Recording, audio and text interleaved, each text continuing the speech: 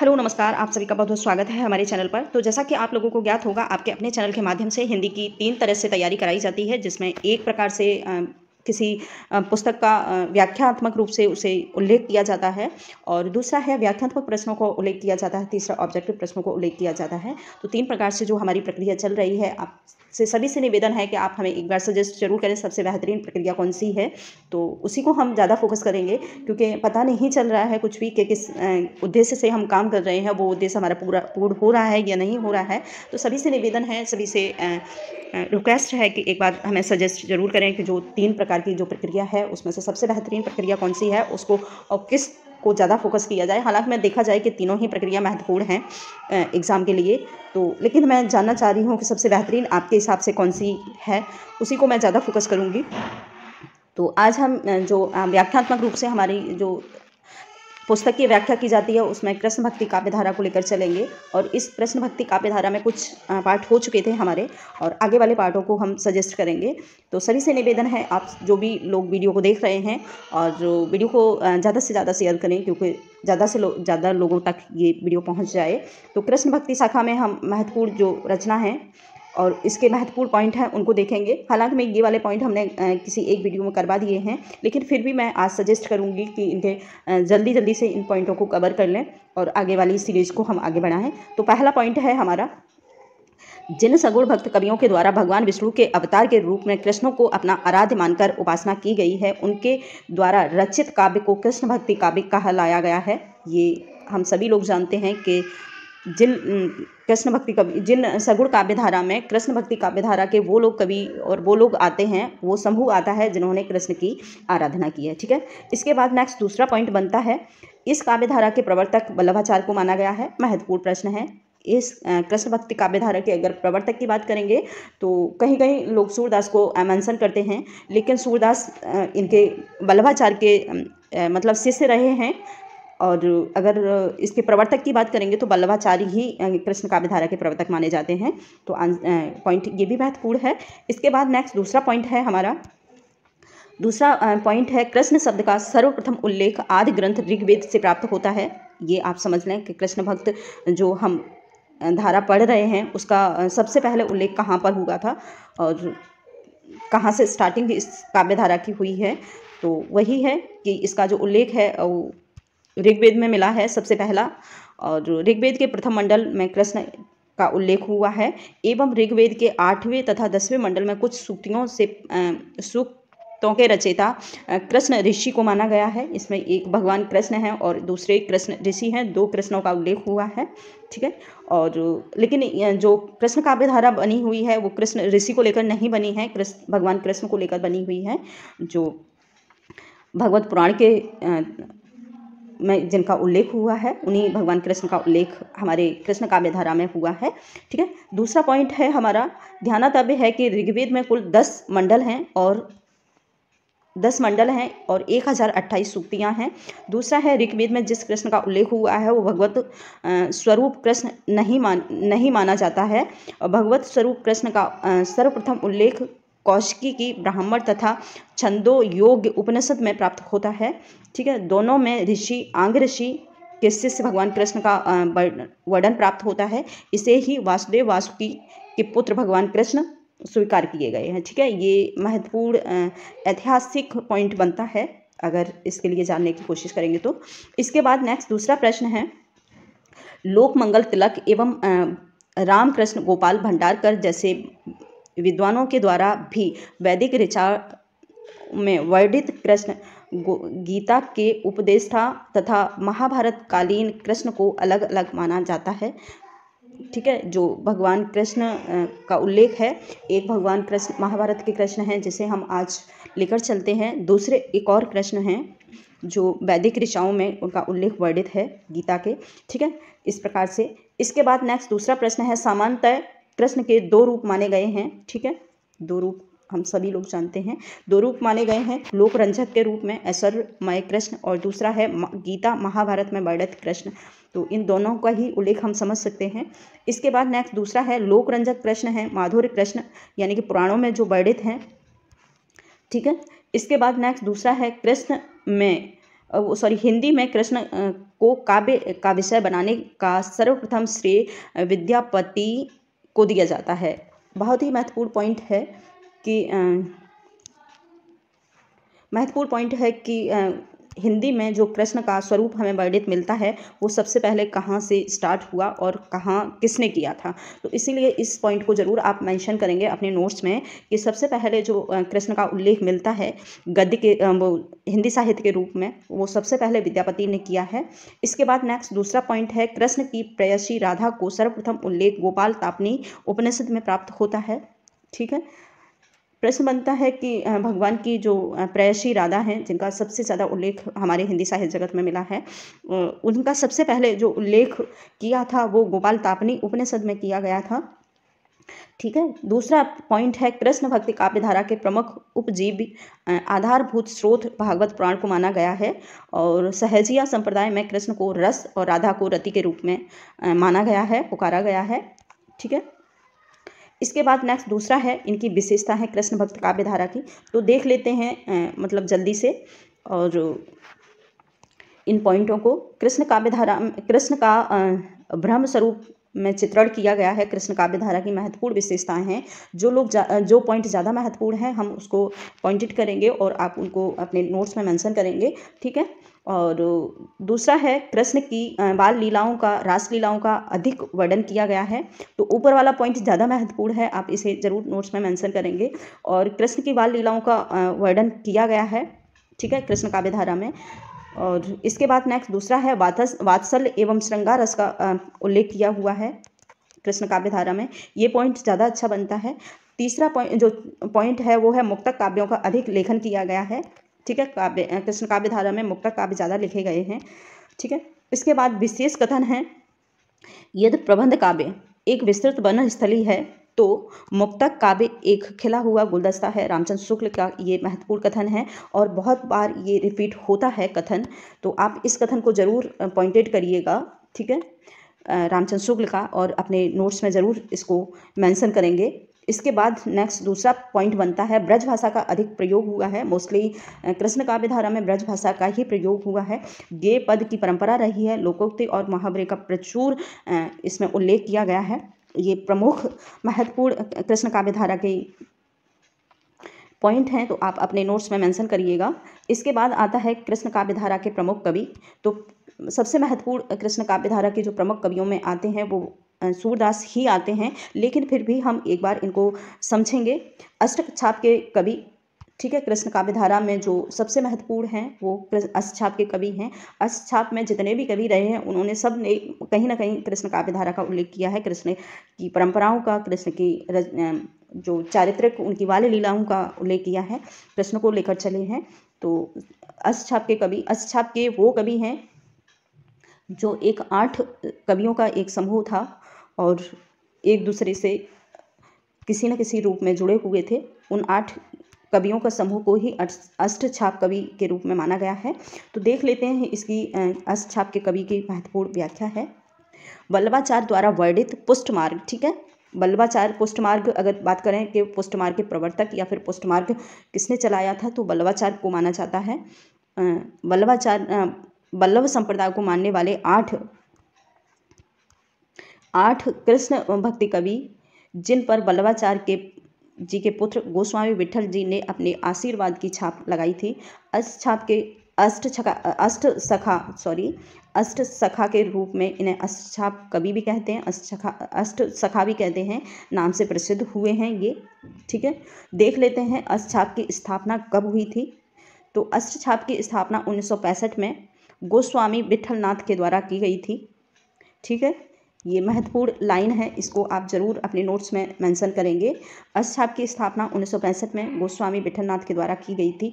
और अष्टछाप के प्रमुख कवि कौन कौन हैं ये भी हम देख लेते हैं। इन 8 भक्त कवियों में 4 वल्लभाचार्य के शिष्य और 4 गोस्वामी विट्ठलनाथ के शिष्य रहे हैं। वल्लभाचार्य के जो पुत्र हैं विट्ठलनाथ हैं। ठीक है, वल्लभाचार्य के ही पुत्र हैं विट्ठलनाथ, और इन दोनों पिता और पुत्र के द्वारा ही अष्टछाप की स्थापना और इसका संचालन किया गया है। ठीक है, तो वल्लभाचार्य के जो शिष्य हैं वो हैं सूरदास जी हैं, कुम्मन दास हैं, कृष्णदास हैं और परमानंद दास हैं। ये 4 इनके वल्लभाचार्य के शिष्य हैं। और इनका एक ट्रिक है सु कु कुप, ठीक है, सु कु कृप, ठीक है, चाहे ऐसे कर लो सूप कुक्र, हमने तो ऐसा ही किया था, सूप कुक्र कुक्र, ठीक है। इस प्रकार से हमने सूरदास के वल्लभाचार्य के शिष्यों को याद किया था, सूप कुक्र। और आप भी ऐसा कर सकते हैं, और या फिर ऐसे कर सकते हैं, इसमें जो लिखा हुआ है सुकु कृप, ठीक है। ऐसे ज़्यादा इजी लगे तो ऐसे कर लेना, और मेरे हिसाब से ज़्यादा इजी लगे तो ऐसे कर लेना, ठीक है। और दूसरे हैं विठलनाथ के शिष्य। विठलनाथ के हैं गोविंद स्वामी, चतुर्भुज दास, नंद दास और चित स्वामी, 4 इनके शिष्य हैं। और इसमें लिखा है गोच नछी, हमने ऐसे किया था, इसमें लिखा है गोच नछी लिखा है, लेकिन हमने जो किया था वो हमने किया था गो छी चन, ठीक है, चन, गोछी चन, हमने इस प्रकार से किया था, गोछी चन किया था। आपको जैसा इजी लगे आप वैसे कर सकते हैं इनको याद, ठीक है।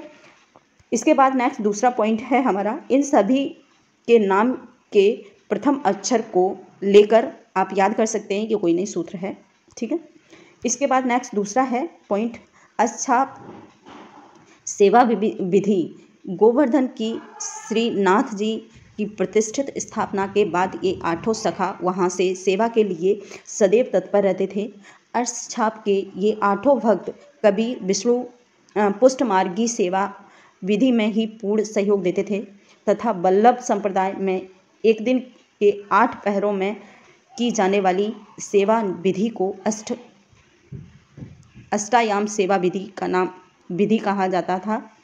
इन सभी क्रम अनुसार जो विधियां हैं वो हैं, जो अच्छाप की जो अष्टायाम सेवा विधि के आधार पर अष्टछाप इसको इसलिए कहा गया था क्योंकि इसमें 8 कवियों का समूह था। दूसरा ये था कि जो 8 भगवान कृष्ण की सेवा विधि होती हैं, उन सेवा विधियों का उल्लेख इन लोगों ने सभी 8 कवियों ने किया था, और उन सेवा जो विधि हैं उन्हीं का नाम हम इस प्रकार से जोड़ेंगे, और उसी आधार पर इसका नाम अष्टछाप रखा गया था। तो पहला सेवा विधि है जो है मंगलाचरण, सबसे पहले सेवा विधि में आता है वो है मंगलाचरण। दूसरा है इनका श्रृंगार किया जाता है। तीसरा है ग्वाल। तीसरा है राजभोग किया जाता है। तीसरा है उत्थापन किया जाता है। छठवां भोग किया जाता है। तीसरा जो 7वां है वो है संध्या आरती की जाती है, और सबसे लास्ट है वो है शयन। अष्ट जो सेवा विधि में आता है वो भगवान का शयन यानी कि सेज लगाई जाती है, सेज सेवा की जाती है। तो इस प्रकार से 8 विधियों का उल्लेख इस अष्टछाप के कवियों के द्वारा किया जाता है, इसीलिए इसका अष्टछाप नाम रखा गया है, ठीक है। इसके बाद नेक्स्ट और लास्ट पॉइंट बनता है, गोवर्धन में श्री नाथ जी मंदिर की स्थापना 1519 ईस्वी में की गई है। 1576 विक्रम में वल्लभाचार्य जी द्वारा करवाई गई थी। इनकी शिल्पी पूरणमल खन्नी थे, ठीक है। जो इसकी जो स्थापना की गई थी इस मंदिर की, जो इसका मतलब शिल्पकार थे वो पूरणमल खन्नी थे, ठीक है। इसके बाद पॉइंट है, सूरदास को हम इनके प्रमुख कवि रहे हैं अष्टछाप के और कृष्ण भक्त काव्यधारा के। तो सबसे पहले इन सूरदास की हम महत्वपूर्ण इनके तथ्य हैं उनको समझ लेंगे, और इसके बाद जो कृष्ण भक्ति काव्यधारा के प्रमुख कवि हैं उनका एक एक कवियों का उल्लेख करेंगे हम अपने कविता के माध्यम रचना के माध्यम से। तो इनका जो जन्म है सूरदास का, आप लोग अपने नोट्स में भी मेंशन कर सकते हैं इनको। सूरदास का जन्म काल है 1478 ईस्वी है, ठीक है। विक्रम की बात करें 1535 विक्रम है, ठीक है। और जन्म स्थल की बात करें तो इसमें थोड़ा सा डाउट रहता है। डॉक्टर नागेंद्र के अनुसार इनका जन्म जो है दिल्ली के निकट सिही नामक ग्राम में हुआ है। सारस्वत ब्राह्मण परिवार में हुआ है इनका, ठीक है। दूसरा शोध कहता है कि आधुनिक शोध के आधार पर इनका जन्म स्थल मथुरा के निकट रुनकता नामक ग्राम में माना जाता है। तो आप दोनों जो इसमें पॉइंट दिए हुए हैं उन दोनों सभी पॉइंटों को आप अपने याद रखेंगे, क्योंकि पता नहीं एग्जामिनर कौन से रूप को, कौन से आधार को लेकर हमसे पूछ ले। तो ज़रूरी नहीं है कि आप एक ही पॉइंट याद करें, सभी पॉइंटों को आपको याद रखना है, ठीक है। तो दूसरा जो आधुनिक शोध कहता है, वो कहता है कि इनका जन्म स्थल है सूरदास का, वो मथुरा के निकट रुनकता नामक ग्राम में हुआ है। और दूसरा है, परीक्षा में दोनों विकल्प ही साथ होते हैं, से ही को भी उत्तर मानना चाहिए। ठीक है, ये कोई बात नहीं है, ये पॉइंट लिखा हुआ है तो आप इसको कट कर सकते हैं, लेकिन आप दोनों ही पॉइंटों को अपने एग्ज़ाम के लिए प्रिपेयर करेंगे। इसके बाद बात करते हैं इनकी मृत्यु की। और इनकी जो मृत्यु हुई है 1583 ईस्वी में, विक्रम है 1640। और इनका जो स्थान, मृत्यु स्थान है, वो है पारसौली गांव। ठीक है, गुरु इनके वल्लभाचार्य माने गए हैं। गुरु से भेंट दीक्षा ग्रहण तथा 1519 ईस्वी 9 ईस्वी में की गई। ठीक है, पारसौली नामक गांव में। ठीक है, ये ज़्यादा पॉइंट महत्वपूर्ण नहीं है तो आप इसको कट कर सकते हैं, लेकिन ज्ञान के लिए आप इसको रखना चाहें तो रख सकते हैं। इसके बाद है भक्ति पद्धति के आधार पर। भक्ति पद्धति में अगर इनकी बात करें कि ये आरंभ में दास एवं विनय भाव पद्धति से लेखन कार्य करते थे, परंतु बाद में ये वल्लभाचार्य की आज्ञा पर इन्होंने साख्य वात्सल्य माधुर्य भाव पद्धति में अपना लेखन स्टार्ट किया है। ठीक है, अगर बात करें कि सूरदास की भक्ति किस प्रकार की रही है, तो इनकी जो भक्ति मानी जाती है वो सखा के रूप में ही मानी जाती है, सख्य वात्सल्य रूप में ही मानी जाती है। और तो आप इसी को मेंशन करेंगे। ठीक है, और इनकी जो भाषा है वो ब्रज भाषा रही है सूरदास की। ठीक है, बात करें इनकी प्रमुख रचनाओं की, तो प्रमुख रचना है सूरसागर। ठीक है, सूरसागर में यह इनकी सर्वश्रेष्ठ कृति मानी जाती है सूरसागर। इसका मुख्य उपजीव आधार स्रोत है भागवत पुराण के 10वें स्कंद का तथा 46वां और 47वां अध्याय माना जाता है। बस आप लोग इतना याद रखेंगे कि सूरसागर का जो विषय वस्तु है वो भागवत पुराण के 10वें स्कंद का है। ठीक है, भागवत पुराण के 10वें स्कंद का है। इसके साथ ही दूसरा पॉइंट है, इसका सर्वप्रथम प्रकाशन नागरी प्रचारी सभा काशी द्वारा करवाया गया था। भागवत पुराण की तरह इसका एक विभाजन भी 12 स्कंदों में किया गया है। बस ये याद रख लें कि इसका जो विभाजन है 12 स्कंदों में किया गया है। ठीक है, इसके साथ ही इसका दूसरा पॉइंट है, 10वें स्कंद में सर्वाधिक पद रचे गए हैं। ये याद कर सकते हैं आप लोग कि इसमें 10वें स्कंद में जो सबसे ज़्यादा पदों का उल्लेख किया गया है। ठीक है, इसके बाद है डॉक्टर रामचंद्र शुक्ल के द्वारा लिखा हुआ सूरदास किसी चली आती हुई गीत काव्य परंपरा का चाहे वह थोड़ा सा यहाँ चाहे वह रही हो पूर्ण विकास का प्रतीत होता है। ये कोई बात नहीं है, ये इस लाइन को हम छोड़ देते हैं। ठीक है, क्योंकि ये पूर्ण नहीं है, लेकिन ये पूर्ण हो जाएगी लाइन तो मैं आपको ज़रूर नोट्स में मेंशन कर दूंगी, नेक्स्ट वीडियो में इसको मेंशन कर दूंगी। तो इस लाइन को अभी अधूरी है तो इसको छोड़ दीजिएगा आप लोग। इसके बाद दूसरा है डॉक्टर नागेंद्र का जो कथन है वो आप मेंशन करेंगे। डॉक्टर नागेंद्र ने इस रचना को अन्योक्ति तथा उपालभ्य काव्य कहकर पुकारा है। तो प्रश्न बन जाता है, डॉक्टर नागेंद्र ने सूरदास की कौन सी रचना को अन्योक्ति एवं उपालभ्य काव्य कहा है, तो सूरसागर है। इसके बाद नेक्स्ट दूसरा है, रामचंद्र शुक्ल के अनुसार इन्होंने अपने 67वें जन्म वर्ष में कुछ पहले इस ग्रंथ को रचा था। ठीक है, इसके बाद आती है इनकी दूसरी रचना साहित्य लहरी। ठीक है, साहित्य लहरी यह एक रीत परक काव्य रचना है। अच्छा सा पॉइंट है, इसको जरूर नोट्स में मेंशन करेंगे, रीत परक है। दूसरा है इसमें दृष्टकूट। ठीक है, अर्थोगोपन तथा रहस्यपूर्ण अर्थशैली पदों में राधा कृष्ण की लीलाओं का वर्णन किया हुआ है। और अलंकार निरूपण दृष्टि से भी यह ग्रंथ अत्यधिक महत्वपूर्ण है। ठीक है, तो ये दोनों ही महत्वपूर्ण पॉइंट बन जाते हैं साहित्य लहरी के विषय में। इसके बाद इनकी लास्ट रचना आती है सूरसारावली। ठीक है, और ये तीसरी रचना है। इसमें है, यह इनकी विवादित एवं अप्रामाणिक रचना मानी जाती है। प्रश्न बनता है कि सूरदास की कौन सी रचना अप्रामाणिक है, तो आप लोग इसको जरूर नोट्स में मेंशन करेंगे, सूरसारावली को। ठीक है, इसके बाद दूसरा पॉइंट है, विशेष पॉइंट के रूप में दिया हुआ है, दीनदयाल गुप्त ने इनके द्वारा रचित 25 पुस्तकों का उल्लेख किया है। ठीक है, इनमें से 7 पुस्तकों का प्रकाशन हो चुका है। ठीक है, कभी कभार प्रश्न बन जाता है अगर एग्जामिनर दीप पूछने की कोशिश करता है तो, कि दीनदयाल गुप्त ने सूरदास की कुल कितनी रचनाओं को माना है या उल्लेख किया है। तो इन्होंने 25 रचनाओं को माना है, लेकिन अगर उल्लेख की बात करें तो केवल 7 रचनाएं हैं मिलती हैं हमको। तो इन 7 रचनाओं को हम समझ लेंगे। पहली है सूर सागर, दूसरी है साहित्य लहरी, तीसरी है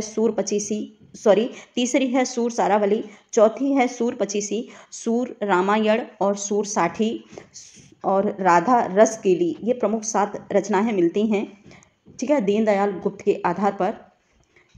तो इनको भी आप लोग सजेस्ट मैं करूँगी कि आप अपने नोट्स में मेंशन ज़रूर करें इन पॉइंटों को। इसके बाद कुछ और पॉइंट बनते हैं, उन पॉइंटों को भी देखेंगे। विशेष पॉइंट हैं सूरदास के विषय में। आज सूरदास को हम ख़त्म कर देंगे। इसके बाद जो दूसरे सूरदास के बाद जो कृष्ण भक्ति काव्य धारा के प्रमुख कवि हैं उनको लेंगे, लेकिन आज सूरदास को ख़त्म करना है तो सूरदास को देखेंगे। दूसरे विशेष पॉइंट हैं, इन पॉइंटों को आप ज़रूर अपने नोट्स में मेंशन करेंगे, विशेष पॉइंट लिख कर ही अपने नोट्स में मेंशन करेंगे। पहला पॉइंट है सूरदास जी को खंजन नहन तथा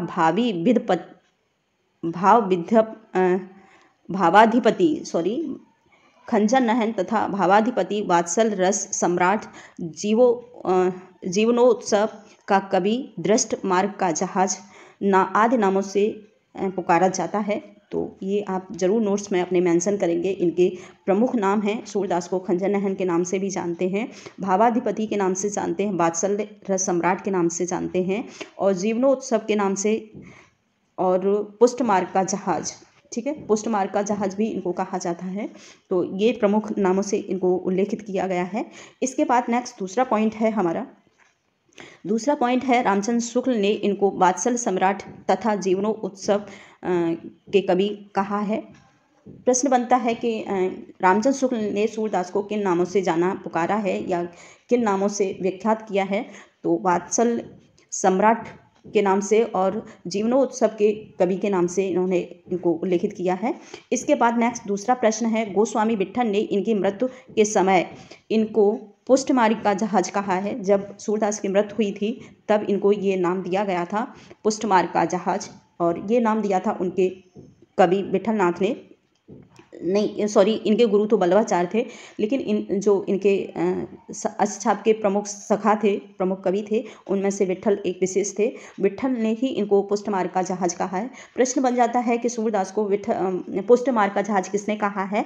तो आंसर होगा विट्ठलनाथ, गोस्वामी विट्ठलनाथ ने इनको पुष्टमार्ग का जहाज कहा है। तो प्रश्न पॉइंट ये भी महत्वपूर्ण है, तो आप इसको भी अपने नोट्स में मेंशन करेंगे, ठीक है। इसके बाद नेक्स्ट दूसरा पॉइंट है, पुष्टमार्ग को जहाज जाता है सो जाको कछु लेना हो सो लेट, ठीक है। ये भी पंक्तियाँ विट्ठल की हैं, विट्ठलनाथ के द्वारा कही गई हैं जब इनका सब यात्रा निकाली जा रही थी उस टाइम, ठीक है। इसके बाद नेक्स्ट दूसरा पॉइंट है इसका, हिंदी साहित्य जगत में भ्रमर गीत परंपरा का समावेश सूरदास द्वारा ही किया हुआ है, ठीक है। अच्छा सा पॉइंट है, इसको भी मेंशन करेंगे।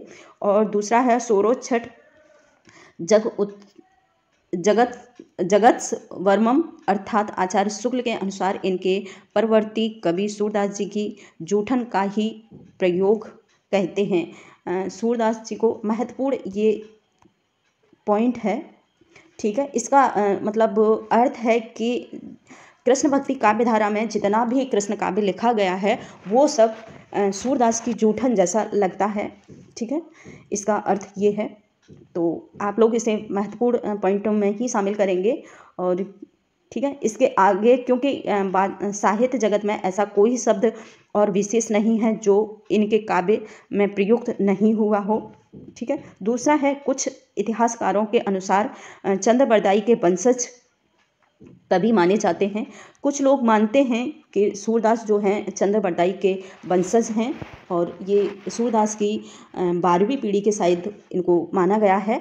तो कुछ लोग ऐसा भी मानते हैं, कभी प्रश्न बन जाता है कि चंद्रबरदाई के वंशज में कौन से कवि आते हैं, तो आप सूरदास को ही मेंशन करेंगे। इसके बाद नेक्स्ट दूसरा पॉइंट है हमारा, दूसरा है रामचंद्र शुक्ल सूरदास की भक्ति पद्धति को मेरुदंड, जो सूरदास की भक्ति पद्धति का मेरुदंड पुष्टमार्ग को ही मानते हैं। ये भी अच्छा पॉइंट है, ठीक है, रामचंद्र शुक्ल के द्वारा। दूसरा पॉइंट है, सूरदास जी ने भक्ति पद्धति के 11 रूपों का वर्णन किया है। प्रश्न बनता है कि सूरदास ने भक्ति पद्धति के कुल कितने रूपों का उल्लेख किया है, तो 11 रूपों का उल्लेख इन्होंने किया है। साथ ही नेक्स्ट दूसरा पॉइंट है, संस्कृत साहित्य में महाकवि माघ की प्रशंसा में यह श्लोक पढ़ा जाता है। ठीक है, उपमा कालिदासस और भार्गवे अर्थ गौरव दंडी पद लालथ माघे संथे त्रिगुणनायक। ठीक है, ये प्रमुख जो पंक्ति हैं, प्रमुख श्लोक है। आप इस श्लोक को ज़रूर अपने नोट्स में मेंशन करेंगे, क्योंकि बहुत बार ये पंक्तियाँ आती हैं एग्ज़ाम में, और कभी पूछा जाता है कि कालिदास को किस अलंकार से उल्लेखित किया गया है, तो उपमा के लिए कालिदास फेमस रहे हैं। इन्होंने उपमा का उल्लेख सबसे ज़्यादा किया है, और भारवी अर्थ गौरव के लिए हैं, दंडी पद लालित के लिए हैं, और माघ जो हैं जिन्होंने इनके काव्य में तीनों ही गुण उल्लेखित हुए हैं, तीनों ही गुण पाए जाते हैं। और उपमा, अर्थ गौरव और दंडी पद लालित तीनों गुण जो पाए जाते हैं वो माघ के काव्य में पाए जाते हैं। तो कभी कभार पूछा जाता है कि 3 गुण नाम देते हैं, अर्थ गौरव और पद लालित और उपमा, ये तीनों ही गुण किस कवि के काव्य में पाए जाते हैं, तो माघ कवि जो हुए हैं संस्कृत के, उनके काव्य में पाए जाते हैं। तो ये इस पंक्तियों को ज़रूर आप लोग अपने नोट्स में मेंशन करेंगे। ठीक है, और इसी श्लोक के भाव को ग्रहण करते हुए सूरदास की स्तुति में किसी हिंदी कवि ने यह पद लिखा है, उत्तम पद कवि गंग के, और कविता को बलबीर, केशव अर्थ गंभीर को, सूर 3 गुण धीर। हाँ, इसी आधार पर ये भी पंक्तियाँ मिलती हैं कहीं ना कहीं आप लोग के, जिस प्रकार से ये 3 गुण माघ के काव्य साहित्य में मिलते हैं, और वैसे ही सूर के ये 3 गुण सूर के काव्य साहित्य में मिलते हैं। वो हैं उत्तम पद, ठीक है, कविता को बलबीर, ठीक है, केशव अर्थ गंभीर। केशव के जो काव्य हैं वो उनके काव्य बहुत ही गंभीर रूप से होते हैं केशव के। अगर हम केशव को पढ़ेंगे तो उनके जो अर्थ मिलते हैं वो बहुत ही डीप मिलते हैं, बहुत ही गहराईपूर्ण के अर्थ मिलते हैं। तो उसी, और ये तीनों अगर गुण देखे जाएं हिंदी साहित्य जगत में, तो ये तीनों गुण जो मिलते हैं वो सूरदास के काव्य संग्रह में मिलते हैं, काव्य साहित्य में मिलते हैं। तो इसीलिए सूरदास अति महत्वपूर्ण माने जाते हैं। तो ये दोनों ही जो पॉइंट हैं आप लोग अपने नोट्स में ज़रूर मेंशन करेंगे। सभी से रिक्वेस्ट है अपने नोट्स में ये दोनों पॉइंट ज़रूर मेंशन करें, दोनों ही महत्वपूर्ण हैं एग्ज़ाम के लिए। इसके बाद नेक्स्ट दूसरा पॉइंट आता है, केशव अर्थ गौरव को सूर 3 गुण, ये तो हमने पढ़ ही दिया था। जो नेक्स्ट पॉइंट है, पॉइंट नंबर 10 है, हिंदी साहित्य जगत में सूरदास जी, थोड़ा सा इसमें मैसेज आया है, हाँ ठीक है। हिंदी साहित्य जगत में सूरदास जी सूर्य के समान, तुलसी चंद्रमा के समान और केशव तारे के समान तथा अन्य सभी कवि जुगनू खगोत्र कहा जाता है, ठीक है, खगोत के समान यहाँ वहाँ प्रकाश फैलाने वाले माने जाते हैं। ये भी बहुत महत्वपूर्ण पॉइंट है, आप इस पॉइंट को भी, इस लाइन को भी जरूर मेंशन करेंगे। सूर तुलसी शशि उदयन केशवदास और कवि खगोत सम जहाँ तहाँ करत प्रकाश। ये इस प्रकार से ये जो पॉइंट है बहुत ही महत्वपूर्ण है, और ये बहुत बार एग्जाम में आया है। कभी अर्थ आता है, कभी इसका उल्लेख आता है, कभी लाइन में किसी एक कवि को दे दिया जाता है कि इस कवि के लिए क्या कहा गया है। और इस प्रकार से ये बहुत बार ये जो पॉइंट हैं ये कहीं ना कहीं बहुत सारे प्रश्नों को अपने आप में समेटे हुए है। तो इन जो 3 पॉइंट हमने महत्वपूर्ण बताए हैं, 3 पद हैं, इन तीनों पदों को आप अपने नोट्स में ज़रूर मेंशन करेंगे। और बहुत ही महत्वपूर्ण ये पॉइंट हैं, बहुत ही महत्वपूर्ण पद हैं, इनको बिल्कुल मत छोड़िएगा आप अपने एग्ज़ाम के लिए। और इन तीनों ही पॉइंट को अपने इम्पोर्टेंट लाइन में मेंशन करेंगे। और ठीक है, तो इसमें कहा है कि सूरदास, एक बार इसकी व्याख्या नीचे लिखी हुई है, सूर भावचरित वात्सल भाव के लिए श्रेष्ठ हैं। और आचार्य रामचंद्र शुक्ल ने लिखा है कि सूर अपनी आँखों से वात्सल्य का कोना कोना छान आए हैं। ये भी आचार्य रामचंद्र शुक्ल का जो कथन है वो भी महत्वपूर्ण है। कभी कभार आता है कि सूर के लिए ये कथन किसका है कि सूर अपनी आँखों से वात्सल्य का कोना कोना छान आए हैं। तो ये प्रमुख कथन जो है वो है आचार्य रामचंद्र शुक्ल का।